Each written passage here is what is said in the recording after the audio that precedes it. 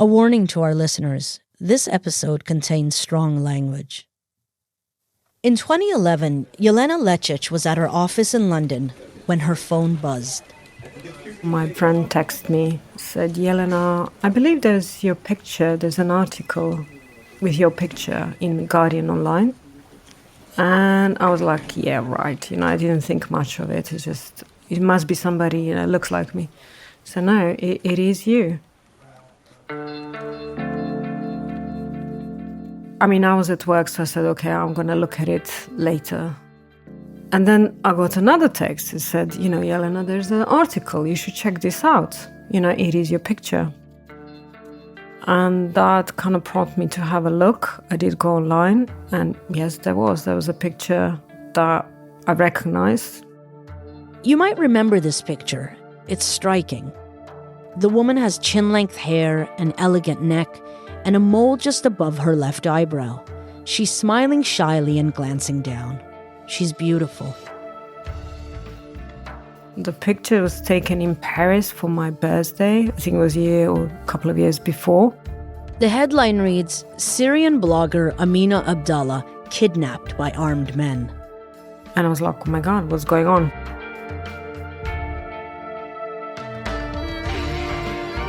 I contacted Guardian and said, this is not Amina.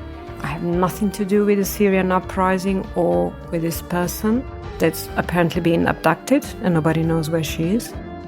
This is me. That's my picture. I'm Samira Mohyeddin. This is Gay Girl, Gone, Episode 4, On the Face of It.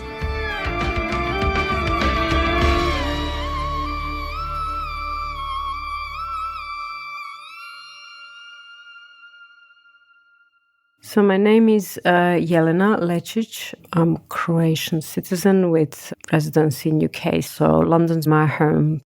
2011 was a difficult time for Yelena.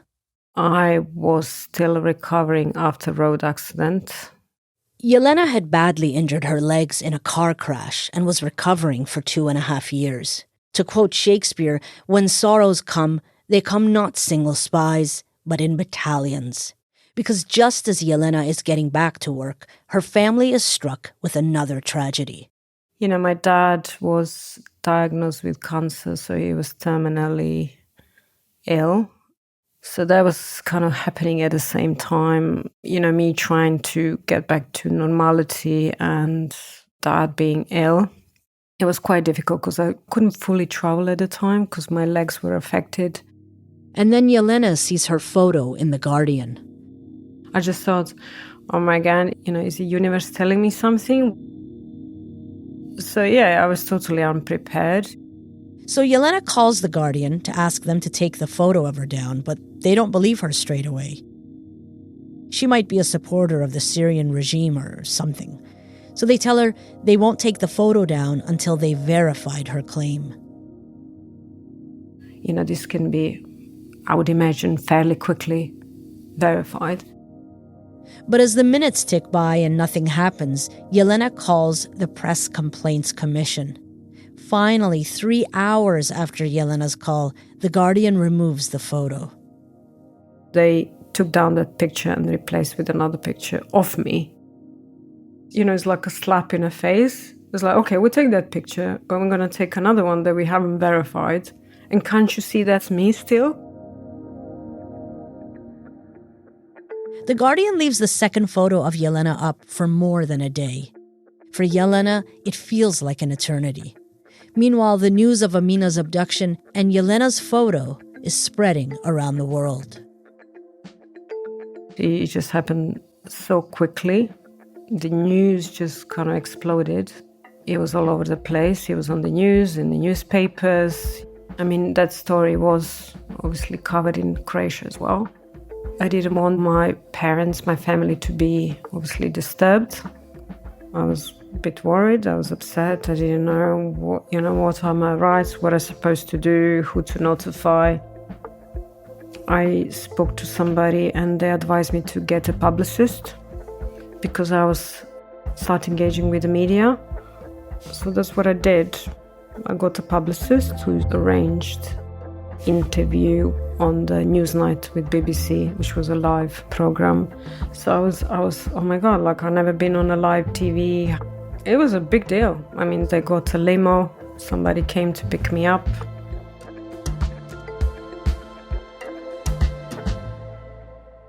This is a big deal. This is the UK's most respected current affairs show, and the interviewer, Jeremy Paxman, he's the kind of guy you'd bring in to ask the Prime Minister tough questions. Yelena appears on Newsnight with a Syrian blogger named Mahmoud Hamad. He says that if you're a blogger in a police state, you have to mask your identity. The question is, why would Amina Abdullah ever want her genuine photo be circulated over the internet? It's the last thing, if any, that she wants to put in. Sorry to interrupt, but what I want to say, probably maybe somebody wants to hide her identity. That's why they put my picture. But what I want to say, I really sympathize with Amina. And if it's a real person, it's awful she's being kidnapped. But for me, it's been very upsetting. I remember hearing this news about Amina's photo not being Amina. Honestly, it didn't really surprise me. Yes, it's totally shitty to use someone else's photo. But in the blogosphere, a lot of people don't use their real photos. But it's particularly shitty for Sandra. I fantasized over Yelena, for 6 months without knowing Yelena.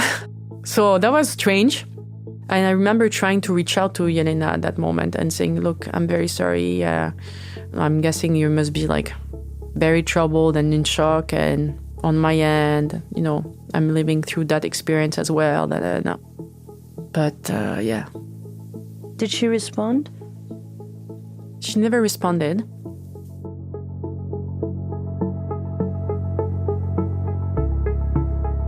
So, I try to make sense out of that crazy move of stealing someone else's identity.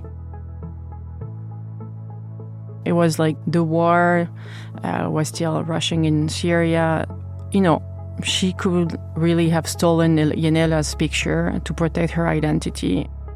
But I think there was a big shift, and assuming that I was in a virtual relationship with someone that I fantasized on because of the pictures, then shifting it to someone that I don't know what the person looks like anymore. So my shift was okay, then it's not about physical attraction. It's more about the relationship that we built, the correspondence, the things that we shared between each other. Behind that, there was still someone that was writing to me. So I kind of left that on the side and I just focused on the person.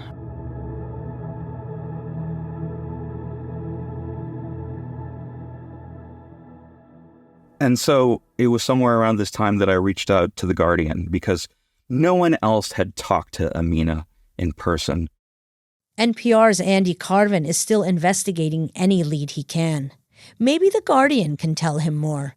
After all, they did do that big interview with Amina. The article was called "A Gay Girl in Damascus Becomes a Heroine of the Syrian Revolt." Perhaps they knew her real identity. Perhaps that they were leaving out information in their article to protect her identity, which would be understandable. But I needed to know that as a journalist, so I wouldn't make the situation worse. And so I reached out to The Guardian to see what they had to say. How did The Guardian respond to you? The Guardian wrote back and stated that they had conducted pre-interviews with her, messaging back and forth with her, and that they had arranged a meeting in person in Damascus, and that if either of them felt threatened in any way, that they should call it off. Amina apparently did not show up at the meeting point, and when the reporter reached out to her by texting her, Amina texted back and appeared panicky that it wasn't safe for her to be doing this anymore. And the journalist determined that they had enough material by texting back and forth, and that would be enough to write the profile of her.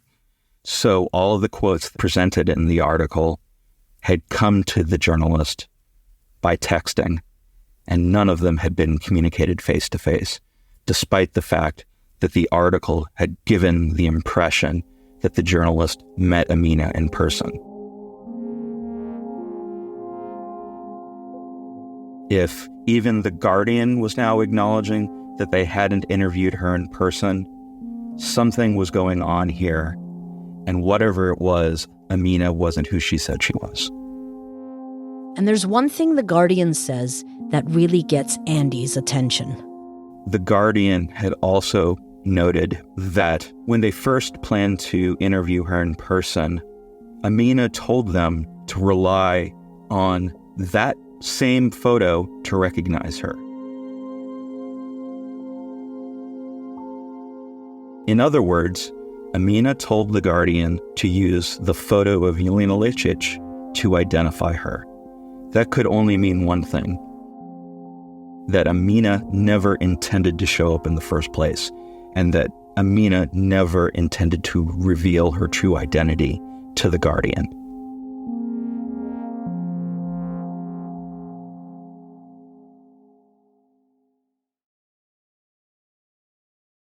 I felt like it was important to say publicly that I had grave doubts that Amina was real. And I had to work myself up to posting that. On the day Amina was abducted, Liz Henry, a blogger from San Francisco, was one of the first people to publicly cast doubts on Amina's identity. In 2011, I was living on a houseboat with my partner and our 2 children. It was a small boat that was non-functional. It was just very cheap rent. I would describe it as living in a very wet trailer park. I was working as a software engineer and web producer for a company called BlogHer, which was a network of women bloggers that also ran in-person events, giant conferences full of women bloggers. I was looking to diversify the blog network. I really didn't want it to be all white women in the United States, and I volunteered to cover world blogs. Liz's whole world was blogs, especially international ones. So of course she had seen the famous Guardian article calling Amina the heroine of the Syrian revolution. Not only was it exciting to see blogging coverage, but seeing anything queer in the media was exciting. Like, what year was Ellen DeGeneres going, "I'm gay," into the microphone? That was... at the airport. I would have to look what year that was, but it was still exciting. That moment was back in 1997. I actually remember sitting on the couch with my mom, watching as the comedian Ellen DeGeneres announced to the world that she was gay. I wasn't out to my mom at this point, so after Ellen came out, my first instinct was to actually turn off the TV. I thought if I continued watching, it was going to be a clear sign to her that I was gay. But then I backtracked, thinking that if I turned the TV off, it would be way too obvious. So I ended up just freezing. I didn't do anything. I was too busy having this emotional crisis to even look over at my mom. But when I did, she was laughing at the jokes and she didn't even seem shocked at all. Oh yeah, and Oprah was also on that episode. And so the only explanation that I could come up with was that if Oprah was okay with it, apparently my mom was okay with it too. Thank you, Oprah. Anyway, it was a big shift, not just in Hollywood, but in many a queer youth's living room.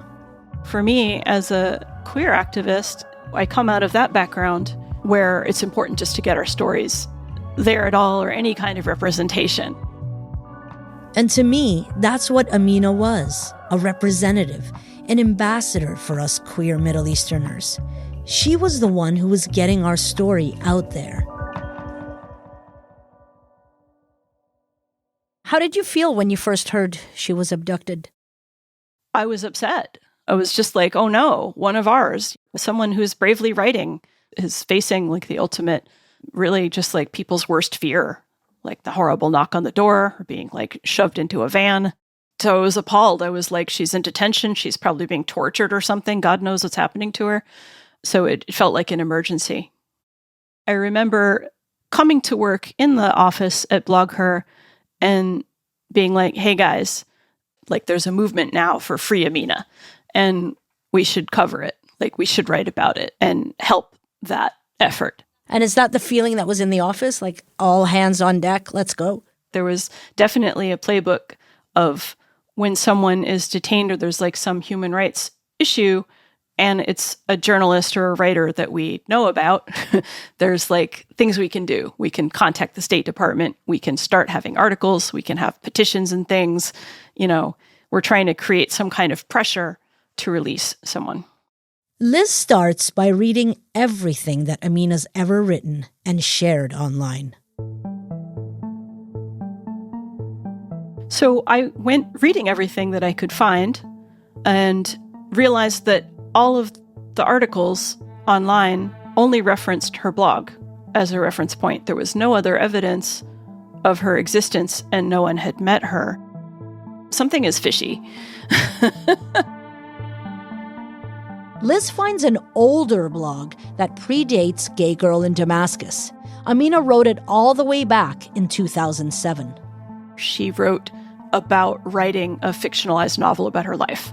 So I was like, okay, here's somebody who experiments with personas and different backgrounds and fiction and writing in first person as if they're that person. This blog will have what may sometimes seem like deeply personal accounts. And sometimes they will be. But there will also be fiction. And I will not tell you which is which.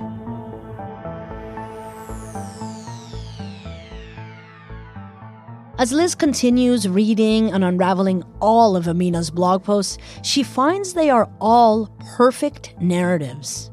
There's a pattern that seemed very familiar to me, which is a pattern of a fabulist who spins stories effortlessly and who does stories within stories and who can shift what that story is depending on the situation to fit a particular situation. And so you had seen this pattern before? I had seen this pattern before. I fucking hate liars.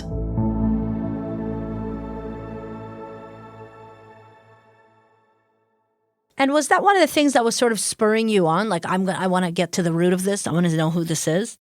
Yeah.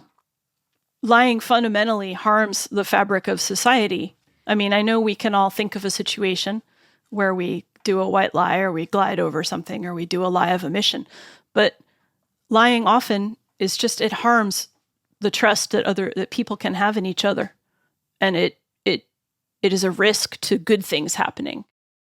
And for Liz, the good thing being risked was the ideal of the internet, the whole blogosphere.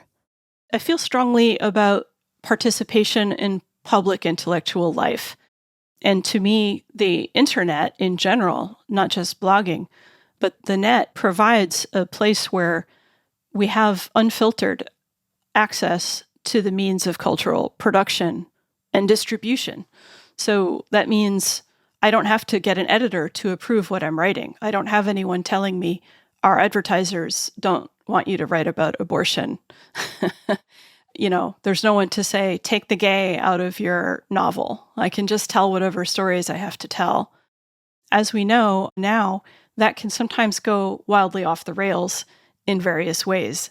But I still believe in it as a very powerful idea and a liberating force for humanity in general. It's weird to listen to someone talk about the internet like this. That warm and fuzzy version feels so long ago, before we had these tech bro billionaires feeding off our most basic qualities of what it means to be human. But in 2011, the internet was still worth saving. It was a refuge, a place of connection for many people. And Liz, who hates liars, was compelled to preserve what she could. So Liz writes a post on her blog titled Painful Doubts About Amina. This morning, I woke up to reports that Amina Abdallah, aka Amina Abdallah Araf al-Omari, who blogs on Gay Girl in Damascus, had been detained in Syria. Liz lays out 4 possibilities. 1. Amina is, as she appears to be, a talented writer living in Syria, perhaps with a different name and with the names of her family members obscured. 2. Amina is someone else entirely in Syria. 3. Amina is someone else. Anything goes. 4. Amina is Sandra Bagaria.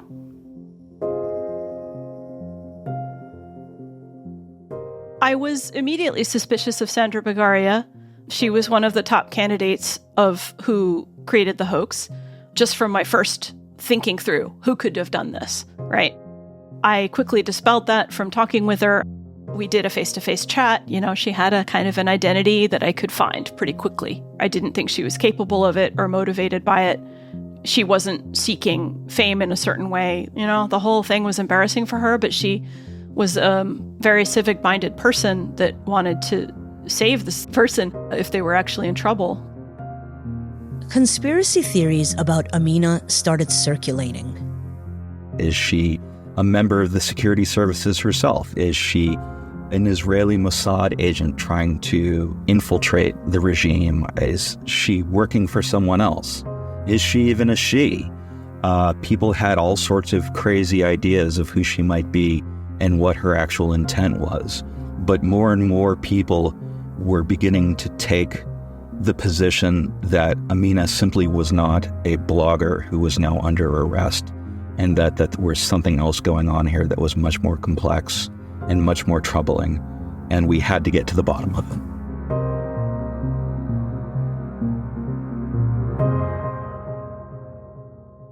So I think fairly early on, I was talking to Andy Carvin because Andy was tweeting at a high volume. That was kind of what he did at the time. It was like Andy Carvin, you know, twittering 30 times an hour.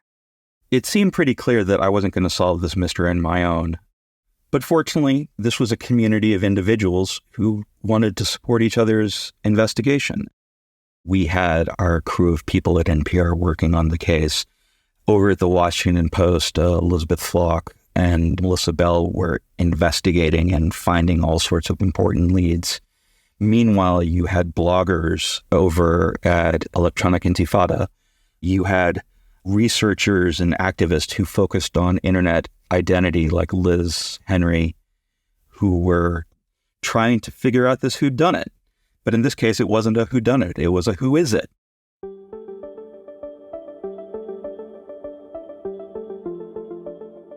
We used social media to share our latest thinking with each other.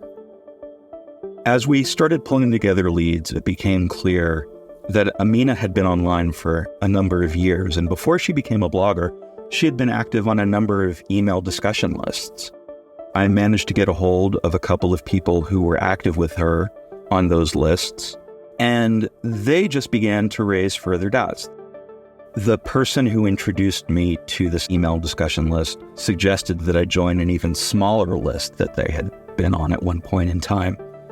And so they added me to the group, and I introduced myself, described what was going on, and just asked everyone what they could tell me about Amina.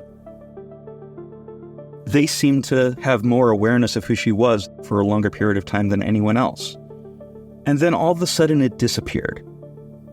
The entire discussion group vanished. It was as if it never existed in the first place. Someone had erased the community and its entire archive and its membership list. I then started going and taking a look at Amina's other profiles on different platforms where she had posted poetry, where she had posted dating ads. One by one, they all vanished too. Whoever this person was, I had just spooked the hell out of them. Andy knew the only person who could delete a post in these groups was an administrator, so he had a look. There were only 2 administrators, and one of them was his source who had let him into the group. The other was the email account for Amina Araf. This Amina persona had nuked all of these accounts, and that truly pointed to someone out there who did not want to be identified for whatever reason. Liz is also having strange interactions online. There was discussion on my blog, on my comments, and then in email threads with other investigators like Andy and others. Pretty quickly, we were joined by someone who I concluded was the hoaxer. And what was that person's name? They went under Amy Young. Amy Young. And how did you figure out that this is the hoaxer? Partly that fabulous writing style that I described. A little bit of writing style and a little bit of the way that the stories spin out. Amy would write a, 3,000 word email suddenly, very quickly. I was also capable of that. I could write a 9-page email like nobody's business at that time. But Amy Young was writing these long emails that said, what if it was like this? Oh, what if it was like this? What if this is the story? What if there was this twist? Do you think that any of those are plausible? Do you think people would be angry if they found out they were true?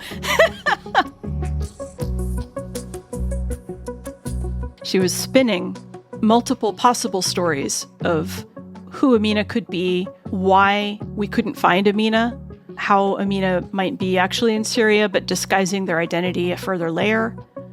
What if it was actually a hoaxer, but they had these noble motivations? So telling many possible stories and then asking sometimes the group, but often me personally on a private thread, which of these stories do you think might be more true? Or which one seems plausible to you? Or do you think that any of these would make people less angry? So that made me think, you're trying out these stories to see if I'll buy it and to see what I think about how you could spin this. You became the guinea pig. Yes. One of the theories Amy Young, I think, suggested was that what if Amina was a hoax, but the hoaxer was a trans woman who was closeted and not able to explore their identity in their real life? And what if by unmasking that person, we were harming a vulnerable trans woman in Syria? And how did that make you feel? Of course, I worried about that. And yet, I think for me, it was important to establish the truth. So for me, truth overrides a lot of things. Amina hung out in a lot of online forums, and Liz was meticulously working her way through them. She found one that hadn't yet vanished. There was also information on a forum that was meant for discussing Middle Eastern politics and culture. Liz starts chatting with a guy in the group. He was very helpful. He talked to us about his years of knowing Amina online. And he said, I actually even sent her a Christmas card a couple of years ago. I think it was like Klingons dressed in Santa hats or something. It was like something very nerdy. So he sent this Christmas card, and it was an address in Stone Mountain, Georgia. A suburb of Atlanta, Georgia. So we kind of like zoomed in from there. Scott's Christmas card was really the key. And so we started taking a look at all the people who had ever lived at that address, looking at tax records and real estate records, whatever we could find. And a number of names would pop up in the records again and again and again, but they were all Western names. None of them were Arab in origin. It was like the smoking gun evidence.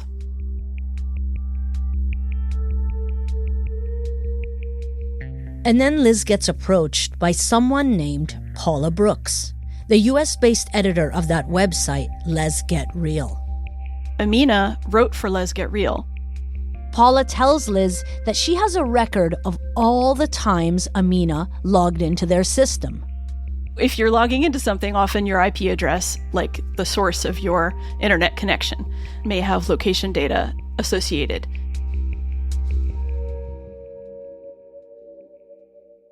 And that was pinned down to Edinburgh.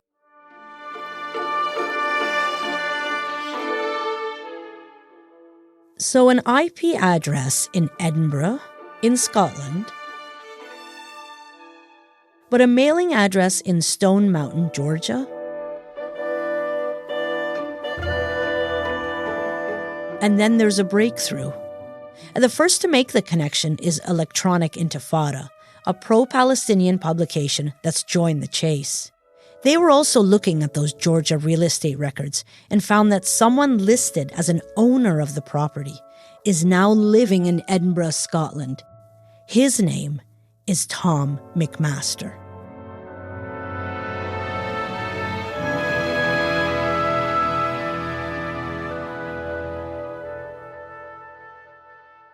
Next time on Gay Girl Gone, a confession. At this point in time, we were the only 3 people who knew that the person or people that were behind Amina Araf were going to release a statement. And a conversation. After I got the out of office message, she replied me back 8 minutes later saying, "Yes, we will give you an interview. How about 1:30 p.m. today?"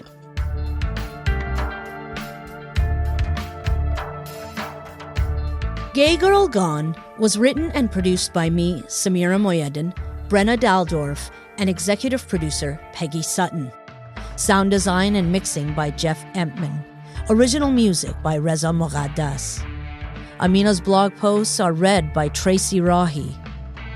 Deborah Dudgeon is the executive producer of podcasts at Raw, and Georgina Savage is the lead producer. Suzanne Hamilton is the production executive. Our team from CBC Podcasts includes Roshni Nair, who is our digital producer. Ashley Mack is our senior producer. Executive producers are Cecil Fernandez and Chris Oak. Tanya Springer is the senior manager of CBC Podcasts, and Arif Noorani is the director. Special thanks goes to Raw production team Joanne Patterson, Anna Marie Batho, and Rowan Lee Potter. Thanks to the BBC Motion Gallery via Getty Images for the use of an archive clip. If you're enjoying this series and want to help new listeners discover the show, please take some time to give us a rating and review wherever you listen. Consider checking out another series from CBC. One I really liked is Bloodlines. It's a podcast about the missing children of ISIS fighters. You can find it, along with all other CBC podcasts, wherever you find your podcasts.